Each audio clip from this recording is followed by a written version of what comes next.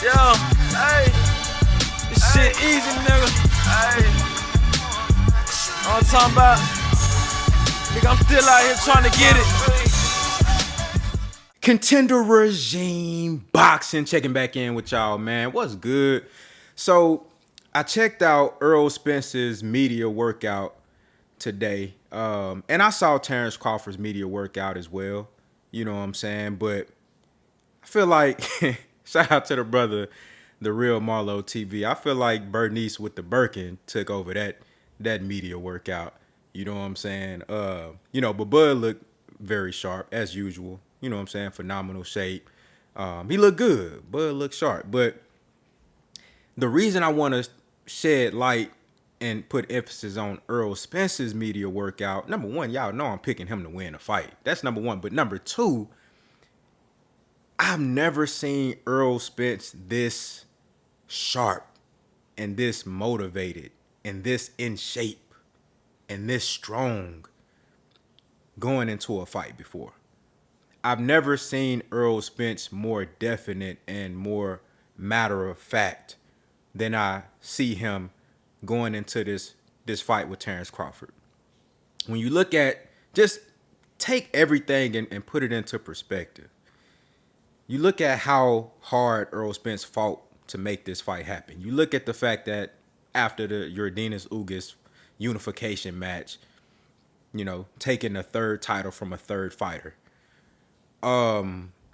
he could have fought anybody. He could have fought Keith Thurman. He could have fought a Virgil Ortiz or a Boots Ennis. He could have went up and challenged Canelo Alvarez. He could have took on any fight. Errol Spence has options.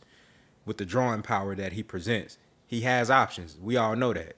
But the man sent the contract to Terrence Crawford, the contract that we all know Terrence Crawford, he wasn't pleased about.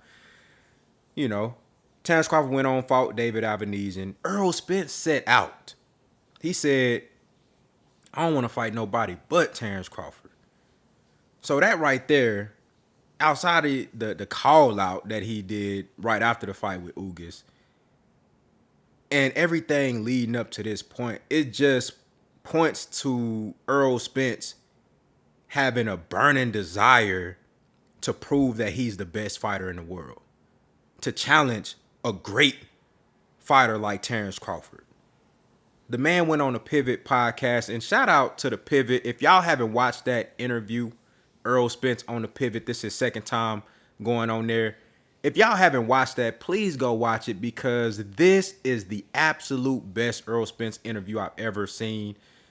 Very well spoken, articulate, matter of fact, sure about what he's saying. And the man said in that interview, Terrence Crawford brings excitement to my life. The man said Terrence Crawford brings excitement to my life. Now, this is the sharpest and just the most, determined Errol Spence that I've ever seen. The man looked to be in great shape. Derrick James himself was in great shape. He looked good on the pads, shadow boxing. You can see Derrick James switching from orthodox to southpaw on the pads, moving around the ring, emulating Terrence Crawford. You saw Derrick James throwing more combinations with the pads, trying to give him a look that Terrence Crawford would present. And Errol Spence just staying the course. No matter what look Derrick James was giving him, Errol Spence was staying the course, very sharp on defense, keeping his hands up. Again, it's another thing. Now, him coming off of the car accident, getting in there with Danny Garcia, that was one of the better defensively responsible performances that I've seen from Errol Spence. And it's like every time I see him, he gets better and better. In the Ugas fight, I had never seen Errol Spence throw that many consecutive uppercuts. I have never seen him be that dominant with his left hand. You know what I'm saying? And it's like every time out, Errol Spence just continue to show me something and get better and better. And with Terrence Crawford is like, I feel like I already seen the best of Terrence Crawford. And he showed me some great shit. You know what I'm saying? Against who now? This is the first time where it's like, okay, you going to meet a resistance. But Terrence Crawford has showed me some phenomenal shit, right? Incredible fighter. But I feel like I seen the best of him. I don't feel like I seen the best of Errol Spence, because every time he's just showing me different shit. He's sharper and sharper every time out, just giving me different looks. You dig what I'm saying? But I just thought him and Derrick James, they did a great job in this media workout. Derrick James gave them all, just giving them different looks, man, moving around the ring. Errol Spence, he showed the ability to cut the ring off. You saw that in the short that I posted. You saw how defensively responsible he was. You could tell that he was just focused. Every punch was sharp and it was just methodical. And you don't see a lot of like flashy hand speed and all these different maneuvers with Derrick James and Errol Spence on the pads and when they training and stuff. Everything you see in training, that shows up on fight night. You know what I'm saying? And I hope I got some clothes washing and shit. I hope that ain't too loud for y'all.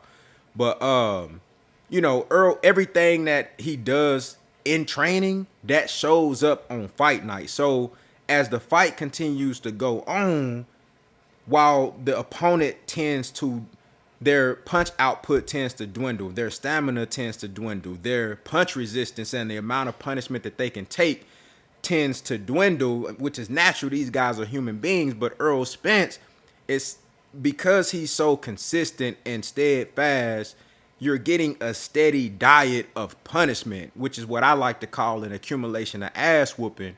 You get a steady diet of that, and it's so hard for his opponents to overcome that shit, because I told y'all, the longer this fight go on, the worse it's going to be for Terrence Crawford, because in the 9th and the 10th round, when guys start to, that punishment doesn't build up, it done accumulated, of course you're going to get fatigued naturally.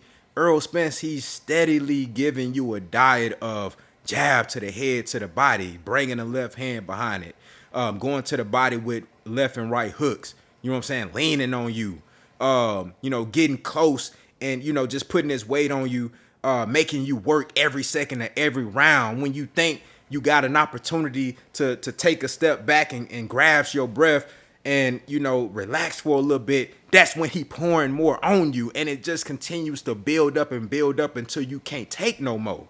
And if you do happen to survive all 12 rounds, you're going to find yourself losing a minimum of 7 rounds. Most likely 8 or 9, because he done did so much work. The judges like that. The judges like a fighter who's going to come forward, throw punches, and not only that, they're landing and they're giving you crisp, clean shots, scoring shots, and they're punishing shots. And the judges also look at the fact that this guy has been keeping up this pace the entire fight and he not getting tired. And you gonna see a clear difference from Errol Spence and his opponent in the ring when he's steadily ramping up the pace and his opponent's shit is going down. That shit it's obvious in the ring. That's why it's so hard to beat Errol Spence on the cards. That's why I don't see Terrence Crawford beating Errol Spence by a decision. If Terrence Crawford wins, it's going to be one of those spectacular knockout punches that we've seen him land so often versus other guys. That's what it's going to be. And I have no doubt that Terrence Crawford has the ability to knock out Errol Spence. He does. That's what makes this fight so great. That's what makes it a 50-50 fight. I give Terrence Crawford that much respect, that I think he's that great of a puncher and that sharp of a counter puncher and a great finisher that he can land that shot on Errol Spence. It's possible. Now, how likely that is with a guy like Errol Spence who never been stopped before, never been dropped, rarely ever been buzzed, very strong, big welterweight, sturdy as fuck. You seen him in the media workout. The motherfucker looks sharp. He strong, sturdy. Another thing that I noticed is that Errol Spence, throughout the whole training, drinking water, hydrating. You know what that tell me? He not drained. He not dehydrated. You know what I'm saying? Because these guys, when they super dehydrated and they trying to keep their weight down, they stay away from that water. They stay away from them liquids. They only drank just a little bit. Errol Spence was continuously hydrating throughout the whole media training, throughout the whole media day. You know what I'm saying? Media workout. He continuously hydrating. You know what I'm saying? Do a little workout, hydrating. Do another little work, hydrating. You feel what I'm saying? You look at his body, he look full. You know what I'm saying? You look at his face, he don't look sunken in. Now, of course, the weaker the fight, you're going to see a little bit of a transformation, as well as with Terrence Crawford as well. You see Terrence Crawford at his weigh-ins and shit, you know, his shit be bony and shit. You know what I'm saying? But I think this fight, I think you're going to see Errol Spence, just because in the Ugas weigh-in, that was the best I ever seen Errol Spence. His last fight. Ever since he got the nutritionist, shit just been looking different. He been making the weight way better. He been looking more fuller leading up to the fight. You know what I'm saying? And you know, I think this is the best Errol Spence that we gonna ever see. Not that we gonna ever see, because I think he's gonna continue to go forward and do great things. But I think up until this point, this will be the best Errol Spence that we have ever seen. That's what I'm anticipating.